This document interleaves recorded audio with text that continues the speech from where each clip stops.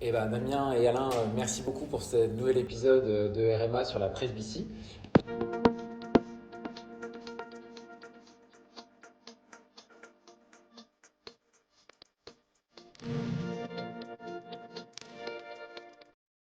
Damien, si pour conclure un peu cet épisode, est-ce que, par exemple, je suis patient, je souhaite être opéré de la presbytie. Mhm. Est-ce que si je suis opéré sur la cornée, j'ai le droit d'être opéré de la cataracte?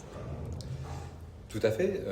La chirurgie de la cataracte donc, ne posera aucun problème technique supplémentaire chez un patient qui a été opéré de LASIK.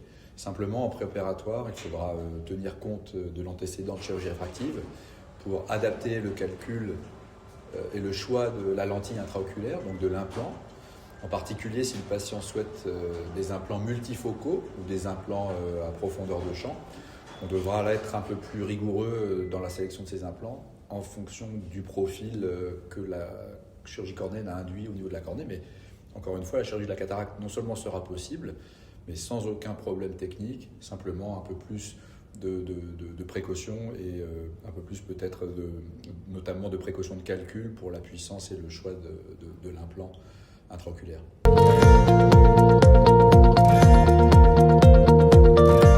Et du coup, Alain, cet implant, cette fameuse lentille qu'on met dans l'œil, du coup, on la garde à vie, parce que est-ce que la presbytie va évoluer? Est-ce que l'implant change? Non, c'est un implant qu'on va garder à vie, effectivement, qui va permettre une correction à vie. Il y a ce qu'on appelle également la cataracte secondaire qui consiste à avoir une opacification un petit peu du sac derrière l'implant, mais l'implant reste, on le garde en place et on fait un petit coup de laser pour nettoyer cette lentille. Ça peut survenir dans les quelques années qui suivent l'intervention, mais l'implant reste à vie.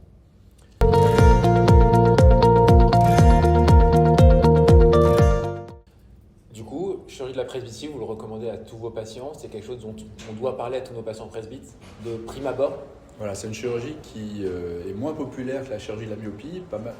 On a un certain nombre de patients qui viennent parfois en posant la question mais suis-je opérable? Parce que je ne suis pas sûr que vous pourrez prendre en charge mon problème visuel, ma presbytie. Et dans la grande majorité des cas, la prise en charge est possible. Et on a aujourd'hui un vaste panel de techniques et d'indications potentielles qui permettent à la plupart des presbytes de trouver une solution pour peut-être pas annuler complètement, mais en tout cas réduire très grandement leur dépendance au verre de lunettes. Merci à vous deux. Merci pour ce nouvel épisode. Et puis, si vous souhaitez en savoir plus, n'oubliez pas de vous abonner à la chaîne.